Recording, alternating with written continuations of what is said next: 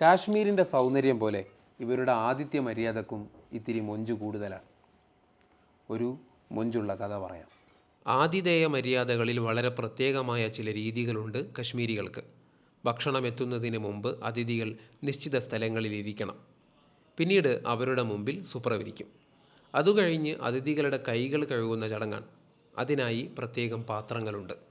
ഇവയ്ക്ക് ചിലംചി, താഷ് തിനാർ എന്നൊക്കെയാണ് പേര്. പിന്നീട് വിഭവങ്ങൾ എത്തിത്തുടങ്ങും. മട്ടൻ വിഭവങ്ങൾ കശ്മീരികൾക്ക് വളരെ പ്രിയപ്പെട്ടവയും സൽക്കാരങ്ങളിൽ ഒഴിച്ചുകൂടാനാകാത്തതുമാണ്. റൊട്ടിയും ചോറുമുണ്ട്.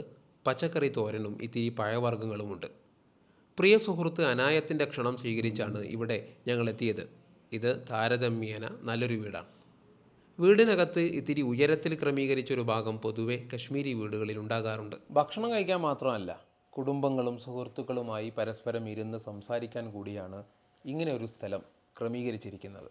ഭക്ഷണം കഴിച്ചു കഴിഞ്ഞ് ഇത്തിരി നേരം പ്രാർത്ഥനയാണ്. വിഭവങ്ങളെല്ലാം എടുത്തു കഴിഞ്ഞ ശേഷം ഇരുന്നിടത്ത് നിന്ന് തന്നെ കൈകൾ കഴുകാം.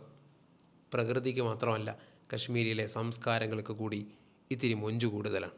ഇത്തിരി ഭക്ഷണം കഴിച്ചു കഴിയുമ്പോൾ തന്നെ വയറും മനസ്സും നിറയുന്നു. അത്രമേൽ ഹൃദ്യമായ ആതിഥേയത്വം.